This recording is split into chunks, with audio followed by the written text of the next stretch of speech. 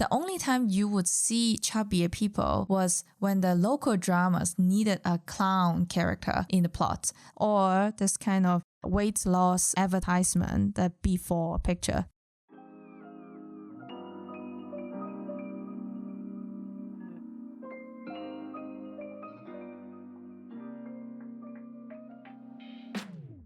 Welcome back to Berlin Midnight Meows. I'm Sponge Cake. I am the so-called host of this show. It's mostly me talking because there's no guest so far. If you're interested in being the first guest, just write me. Maybe we can organize something together. Recently, I've been binging this Korean dance show called Street Woman Fighter. Season 1 was aired 2 years ago. Now they finally launched the season 2. I mean, it's not something niche anyways. I think many people know it. In case you don't know, I really recommend this show. It really shows a different side of East Asian women. Of course, nowadays, there's way more representation of Asians in, like Hollywood movies or like TV drama, music videos, and fashion magazine, things like this. But I still feel like it's pretty limited. Most of the time, it still feels like just to make sure this is there, this is available. You know what I mean? Like they don't want to go too deep into it. It's like the Asian restaurants here. You always find sushi on their menu because it's just kind of important to make sure sushi is on the menu of an Asian restaurant. I don't think they care so much about how authentic the sushi is. The variety of fish is very limited as well. Also, the amount of ginger they throw in, I never understand why. Like sometimes the ginger size is bigger than the sushi. It's like a huge mountain sitting next to the sushi. But I guess the ginger is like, you need to put it there, right? For people who only had sushi here in Germany, they might think that this is like a mandatory thing. Of course, it's never enough, right? Representation, because the people that got selected to be the representation, usually they were born in like North America or Europe. They are just not like local Asian. For local Asian women, there's still this very strong stereotype of, are they like this quiet, shy, gentle? It's not totally wrong. I also don't think it's a problem to be like this, but it's always hard to be a outspoken, powerful woman. So it's just nice to have this diversity of characters and like femininity. The topic I want to talk about today, I feel like it has never really left my life. Sometimes it's not just me, but also people around me. We talk a lot about this, or just on social media that just reminds you all the time. I don't know how you feel about yourself. Like when you look at the mirror, I still know a lot of people that are not so happy, or like normally they are okay, but when they buy new clothes, that body insecurity would just kick in. I feel kind of okay with how I look. I would give it like an 8 out of 10, actually. Like speaking of the satisfaction level, there are some flaws, but overall, it's a pretty comfortable state for me. It used to be a very difficult topic when I was a teenager. Well, I guess same for everyone. At some point, you would have this question in your head, like on a scale of 0 to 10, how good looking I am. I can describe a little bit how do I look in real life. I enjoy dressing up a lot. You can see already, first impression, this is a person who likes to dress up or like spend time on her look. I do makeup. I know most of the steps I need to make myself look good. I also had an online vintage shop a long time ago. It's not there anymore, but yeah, it was a real website. At my work, people usually dress pretty casually. I also think that's cool because people are not under this pressure to really gear up when they go to work. In Hong Kong, I think there's like an expectation. You can't really look too comfortable. You have to at least wear just something decent, presentable. But at the same time, you can't wear something better than your boss. I don't think there's any rules or expectations like this at my work. So many people go there like they are at home, very cozy, like t-shirts, easy pants. I'm not the only one who dress up, just not the majority of the people. I'm usually the one who looks very overdressed. I had a lot of fights with my parents when I wanted to dress up, but also when I wanted to dress down. Growing up, I was always in a very uncomfortable state, very much the opposite of how I feel now. Everything I did was kind of wrong. My mom, she liked to observe people, but she's not the only one like this. She's like an archetype in my culture. When we had dinner together, she would always be checking my face, like, why do you have one more mole on your face again? Or like, oh yo, look at your skin, so many pimples. Just a lot of comments. And it's not just me, because when my friends came visit me, she would also be this kind of nice auntie in front of you, but right after you leave, she would just start gossiping about every tiny single thing. Like, oh, your friend was way more feminine than you. She doesn't hold back. It's like cum shot on your face. Also a lot of cum. It's like this man hasn't fabbed in 3 months. I don't know if you have this experience. Normally, you already see this man is about to come. I would say like, hey, hold on a second. I'm going to get a tissue for you. Some people can hold it. Some people just can't. Like, if you can't hold it, you could also have a little bit manner, right? Just don't shoot everywhere, spray everywhere. In reality, I don't think it's that erotic to really have cum on your face, because it fucking burns your eyes, trust me. So make sure to do all the safety precaution. The funny thing is, my mom herself doesn't like to spend money on her appearance because she kind of feels ashamed about it. It's like a working class thing. But I would also add that communist background of my parents, that's not something you are praised for. In the very communist China, really like 60s, 70s, everything was about pragmatism. Trying to look good is a capitalistic thing, because what do you get from looking good? Maybe by body shaming someone, you can sell more skincare products to them. There was an incentive for businesses. I have this story from my partner that is pretty bizarre. So it's about his Chinese grandma. She was a gynecologist. Some years ago, unfortunately, she got breast cancer. It was still early stage, so they suggested to just remove a tiny part. But grandma was like, why don't you cut everything? I've already given birth, like what do I need the boobs for? There's no baby I need to breastfeed anymore. Just cut the whole boob, but also both of them. It's like getting rid of a burden, because, you know, they're kind of heavy, right? You have to carry that shit around, and it's just for decoration. So it's like a good opportunity to get rid of them.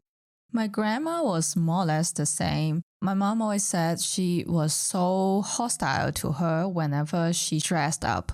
She wore high heels, for example. My grandma would be like, how do you brush the toilet when you wear these shoes? But it has nothing to do with brushing the toilet. My grandma always said my mom was doing this kind of useless stuff, not being practical, not down to earth. Interestingly, as my mom aged, she also became more and more like my grandma. I spent a lot of time in mainland China growing up. The culture was very different. There is a border between Hong Kong and mainland China. We need a passport thingy to go there. And my dad was more or less the same. He was always like, what do you gain from having good-looking shoes? It's consumerism, blah, blah. Can you eat the shoes when you're hungry? If you can't, why don't you get some bread or some rice instead? It's like we were still in World War II or were like starving every day. In Berlin, there are lots of people. They would try to educate me on how bad capitalism is. Communism could be the solution. And I come from this ex-British colony where everything was very capitalist. If people are kind of left economically, when they see I'm like using an iPhone, that's somehow like a sign of me being very consumeristic. But honestly, I'm always like, do I really need you guys to tell me how great communism is? I think my parents would know better than you. My grandparents, they are like OG communists. In their whole life, they've never invested in anything. They basically find business a very evil idea. what annoys me a lot is here there are people that live in this society being completely privileged, and they're talking about so many things they are not actually practicing. I know people that are obviously just too stingy to tip the waiters at the restaurant, but they would talk so much about, I don't believe in this, blah, blah, blah. And then you see them spending money on other things that are like just even worse. Some people being like just care for the climate change, and then they have a car, they travel like 10 times per year and like trying to talk so much shit. Just shut up. People, just shut the fuck up. For people that like to talk about politics without having the personal touch, that's just annoying. This kind of totally off opinion sharing, completely theoretical, like they are doing a recap of a book they read recently. So good for you that you can be so distanced and share some opinions that in your eyes, they are very neutral. Okay. Enough with my complaint, at least for this round. So my dad will always like this, as if he's like standing on a high ground, being very philosophical, but deep down, he just didn't want to pay for the more practical things. He also didn't look like he was happy to spend.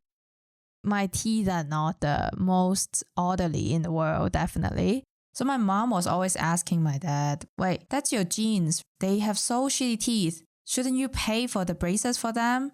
He would just casually say that, why you care about the teeth when she actually needed plastic surgery? There are so many problems on her face. You can't fix everything with the braces. In the end, they would come to this conclusion of, you look shit, accept it. Normally when I share this story at a party, everyone would just be like, silence. When people say they like dark humor, they didn't expect something like this. I actually find the principle behind what they said pretty similar to body positivity, because it's more about the acceptance of your body, of your look, of your flaws. Not so much about like the actual shape of something or like aesthetic. I myself have gone through many stages. Now, I would really say that I'm okay. It's not like I would look at the marks on my body and super over the top be like, my marks are beautiful and I love them. I'm so happy to have them on my body.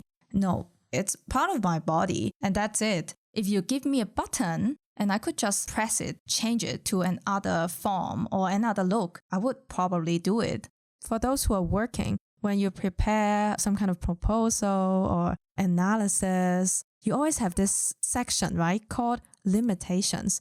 That means things you can do nothing about. I kind of just accept them as how they are, and that's how I feel about them. To my preference, I would love to have slightly longer lower legs. The thighs, maybe they can stay the same.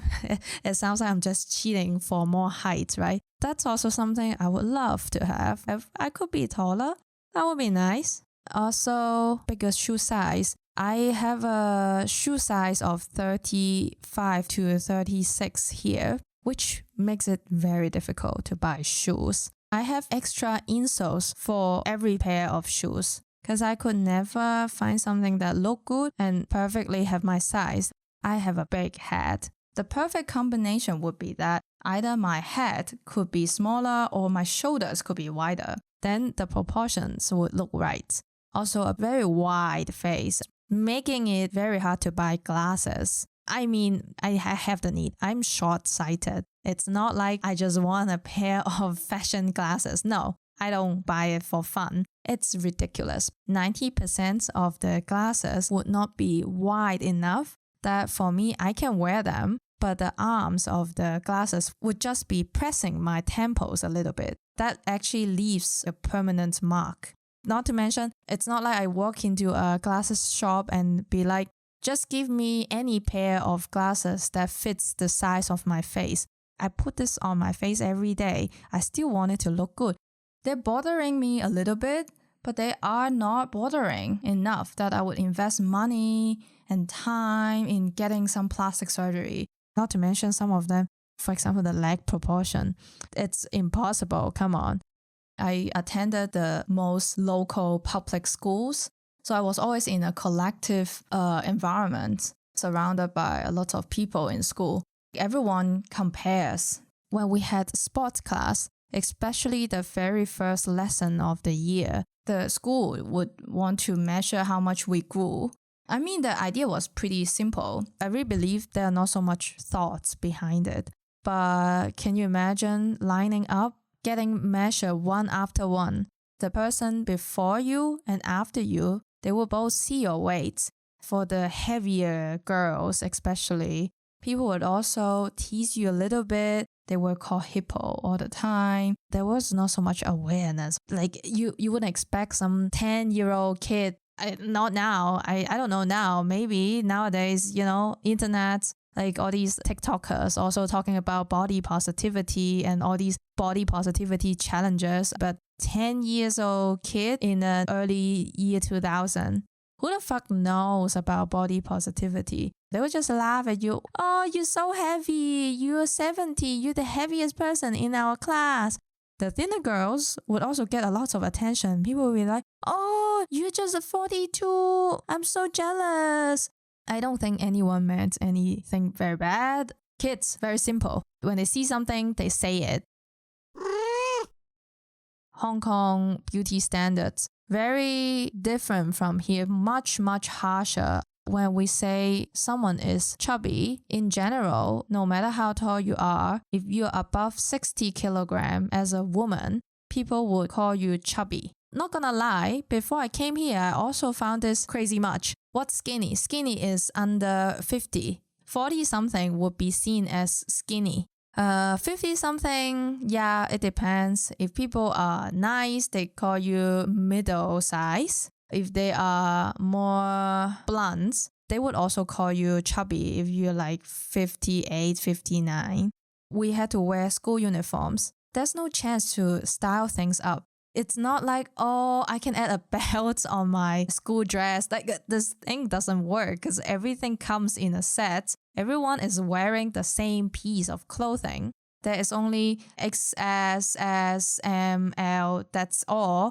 L is not that L. Just looking back, L is probably max M here. There were lots of rules as well. My school didn't allow us to get our hair dyed, no perming. You have to keep your fringe very short. It shouldn't touch your eyebrows. What else? Even the rubber band you use to tie your hair, it has to be black, dark blue, or dark brown. You will be compared by others, but also by yourself. Everyone wears the same clothes, so very homogeneous. If you're a little bit different from the average-sized girls, you're like a distorted picture. If you're overly skinny in such environment, there is also a bottom line. If you hit there, the girls would also feel very insecure. I had a friend who suffered a lot, not from anorexia. She had other health issues that she just couldn't really gain weight. So she was 166 centimeter tall, constantly under 40 kilograms. She was in this dilemma that she didn't want to be 60 kilograms, but she also found herself too skinny that she's not in the beautiful range. When the belt feels a little bit tighter, your first thought wouldn't be, oh, no problem, then that means I grew. I just get a bigger size. You will be like, oh shit, I need to eat less tonight. Probably only 2 pieces of meat. Funny that back then not eating meat was more for losing weight. It had nothing to do with being vegan or being healthy or helping the environment. I just went to get an apple and it also reminds me that back then, eating apples was also a way to lose weight. And now I'm eating apples for my hemorrhoids. I have to really make sure that I at least have 1 apple per day. Otherwise, my shit is going to be really hard. And yeah, it hurts. So my close friends back then, I don't know why, I only hung out with skinny girls most of the time. All of them were like 168, 166 centimeters tall, and all under 50 kilograms. We had morning assemblies sometimes before class. After we finish, we would, just queue up and go upstairs. And I remember looking at the girls in front of me, like really checking on the width of their back, their waist, their legs, and then thinking, this girl is so skinny. I don't need to be so skinny, but I wish I could just be a little bit closer to her or just be the average, as I was more on the chubby side. I was like 53 kilogram and 160 centimeter tall. This is not my perception, okay? I didn't put this on myself. Wait, I think I have to put the apple away. It's a little bit too much. I was like, it's time. It's almost the end of the day and I haven't had my apple for today. So I was like, I need to eat it. And then I just forgot that I was actually recording. But I'm going to put that away. So yeah. It was more like my mom, when I wear some t-shirts we bought some maybe 1-2 years ago, she would always say like, oh, look at your belly, it's coming out. Ah, your waist is as thick as mine. You're 20 years younger than me. How can it be possible? Sometimes she has nothing to do at home and just like suddenly have this idea to bully me a little bit. Oh, so bored. Let's measure our waistline together. And she dragged in my dad, my brother, and she would say something like, oh my God, your waist is bigger than your dad's. I sometimes even feel like she feels a little bit good because she always finds herself very chubby as well. The people around her also not really shame her. Like shaming is such a... Yeah, I have to say body shaming is a very Western word. In the Chinese speaking culture, that's not called shaming. It's called caring. When they say you're a fat, chubby piece of shit, they don't mean to shame you. They mean to care for you, giving you an alarming sign. You gaining weight too fast. You should do some sports. I'm really worried about you and your health. This whole teenage time was hell. When she's in the mood, she will be dragging me to do sports. Because of this, I jog a lot as a teenager. I weirdly won a lot of track and field medals. I didn't even try hard, thanks to my mom. That was an environment of several things. First, a lot of peer pressure at school, and then coming back, you have a lot of pressure also from your parents. Lastly, there was still the TV time that people don't watch Netflix on the local channels. I'm really telling you, there were no fat people.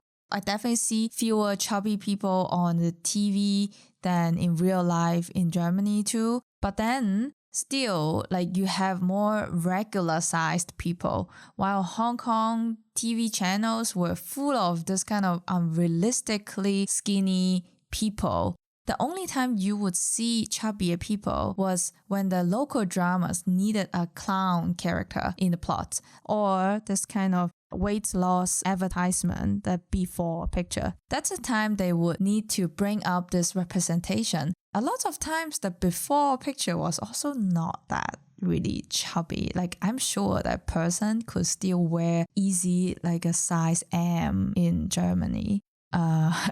There's also this yearly beauty pageant in Hong Kong called Miss Hong Kong. They will have a lot of candidates. They wear bikini to just basically show their bodies and all their numbers, like the waist, chest, everything. It's hard to imagine this thing still exists now, that we talk so much about like objectifying women, body, all these things. My mom would also compare me to those people on TV. Not saying like I need to be as pretty as them, because come on, let's be honest. She knows what genes she gave me. She knows what genes my dad gave me. So that's impossible. But more using them as pressure for me. Look at this girl. She's 10 years older than you, but her waist is 5 inches less than you. She's only 24 inches. Look at you. Sometimes the candidates would also answer questions from the MC like, could you share some tips with us how you maintain such a nice body? The girl would act very shy and be like, thank you so much for the compliment. I have nothing special to share. The only tip I have is to do 100 sit-ups every day. It always happened at the dinner time that I was literally just chewing some pork belly in my mouth. Then my mom would tell me, hey, this is your last pork belly for today. Back then, everyone on TV is skinny. What you see is just them looking skinny, walking around skinny. Why am I so unlucky? Why are all these people effortlessly skinny on TV and I have to do so much and this one tiny pork belly will make me gain some kilogram? I mean, just joking. But yeah, that was the question I was always asking myself. Of course, now I know what these actors do behind the scene. I'm a K-pop junkie, by the way. How crazy, unrealistic standards people have for K-pop idols. They always worshipping tall, skinny, and this kind of hourglass-shaped body. You have to be more than 170 tall and then still under 50 kilogram. Looking back, I'm at least feeling lucky that in the end, we're all human. I just feel fairer now that I know, okay, these people have to do all these things to maintain this weight. I sometimes see these East Asian content creators. I love how they truly don't give a shit to body positivity. They're like, I'm gonna share tips about how to lose 10 kilogram in 1 month. And then they're posting all these before and after pictures that before look like regular, healthy human body. I love reading comments as well. It's always like people being very impressed by the tips they share and they thank them so much for sharing this. Apart from just sitting there and be frustrated about my weight, I did try different things to look better. In middle school, people would wear a cap and like tilt it a little bit to the side. That cap would cover a little bit their face. I was like, cool, that's perfect for me because then I don't have to show my whole big face. My mom always said that, your face is like a big pizza. That's not invented by her. It's also like a common way of insulting people in Hong Kong, like pizza face, moon face, to describe girls with round and bigger face. So I was like, this cap would be perfect. My face would look smaller. Also, that fits the vibe I wanted. I don't know if there's any Naruto fans. When I think of this cap covering some of your face theory, I think of Sasuke. If you don't know him, then forget about it. It's whatever. Even for weeps, it's not a trending anime anymore. It's just like this emo vibe. I can do that. I want to wear blue like that because blue means the water, the rain, the sea. It's a little bit sad. That makes me cool, you know? So I got this cap and I tried wearing it and I was like, what is this? Because it looks so shit on me. As a teenager, I didn't know the magic of proportion. It's nothing about the actual surface area. It's a matter of having the right proportion to trick your eyes and your brain. I slowly realized that all these styling tricks, they only look good on people that already look good without them. Actually, it's more like the opposite. All these emo shit, you need to look very good to carry all these shit. I didn't know all these items were not supposed to give you a plus, but give you a minus. Some people can still take that minus. I couldn't. I was already so minus. Like back then, I also cut my hair very short. That's also a thing. When you have no confidence in your look, many people, including me, would choose to quit the competition. That I'm taking another path, an alternative path that is different from yours. You guys go for pretty, then I go for emo or I go for nerdy. I don't know, like I just go for something else. I had this very short hair, actually not very short, like regular short, but it was cut by my mom. My mom is funny, like she criticized so much about my look, but she was trying to give me the shittiest haircut. I mean, it's like a helmet, very thick with my rectangular plastic glasses. I was just fitting perfectly the nerd image. Between 2005 to 2010, there were lots of Asian kids that looked like this. But I thought I'm so special because I'm not like the long hair girl. I only wear pants. I think this is similar to many men. Oftentimes when people talk about your look, at least like just speaking of my culture back then, they would be like, that's a woman topic. Who cares? Now, the culture is a little bit different that I see more and more men talk about their styling struggles or like their strategies, including men that do makeup, not just K-pop idols. I'm actually very happy about this. When I was a kid, it was not the case. My dad was a perfect example. He was always like this. Why should I wear something nice? I look shit anyways. My selling point is not my look. Men shouldn't spend too much time on their looks. They should spend more time on their intelligence, on gaining more knowledge, reading more books, making more money.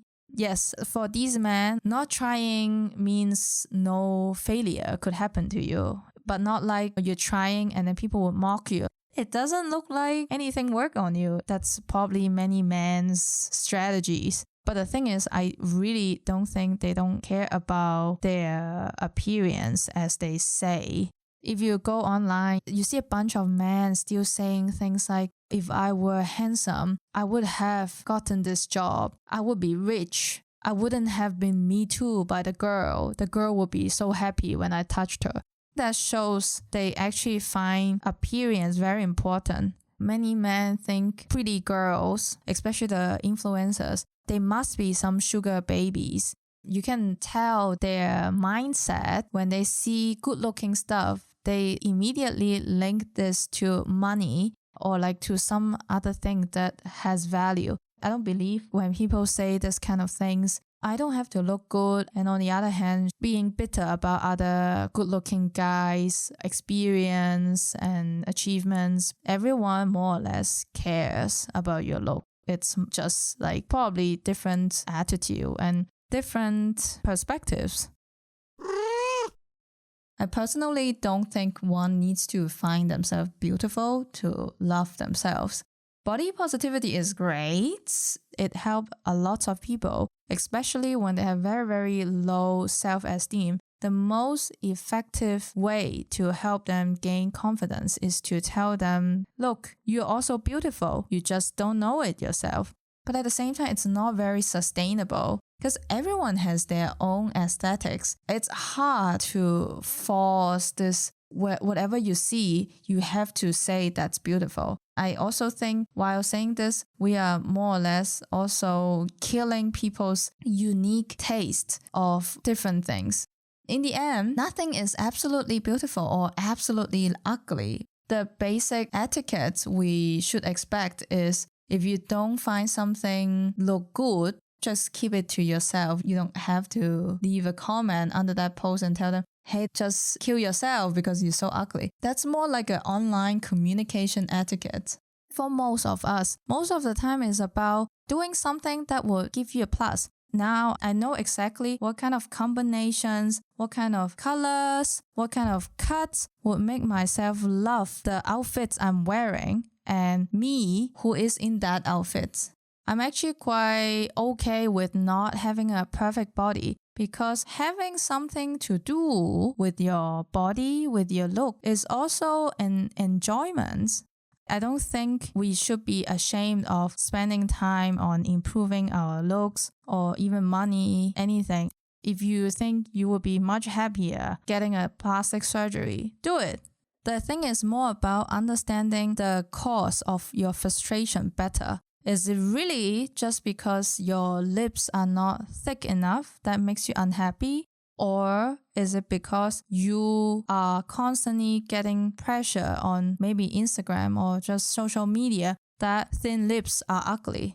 The ideal state of self-understanding is really to be comfortable with the imperfection. Discover what actually makes you happy, but not what you think would make yourself happy. The bony girl trend is coming back with the Y2K trend. So let's see where it heads. I do hope that body positivity is not just like a short trend. I think it's great. But again, yeah, okay, I don't agree with my mom. But at the same time, I know many people, they have adopted this narrative. They always have this pressure of, I need to be positive. I have to show everyone that I truly find myself very beautiful. Yeah, why always so performative? I just don't understand. Like, just say it when you find yourself good looking, and also say it when you're like, actually today I'm a little down. I find myself looking a little bit shit. Maybe tomorrow I'm fine again. We don't need to develop an inner cult. Let's just accept what we feel.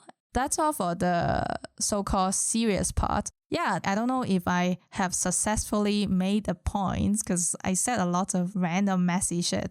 But anyways, that's it.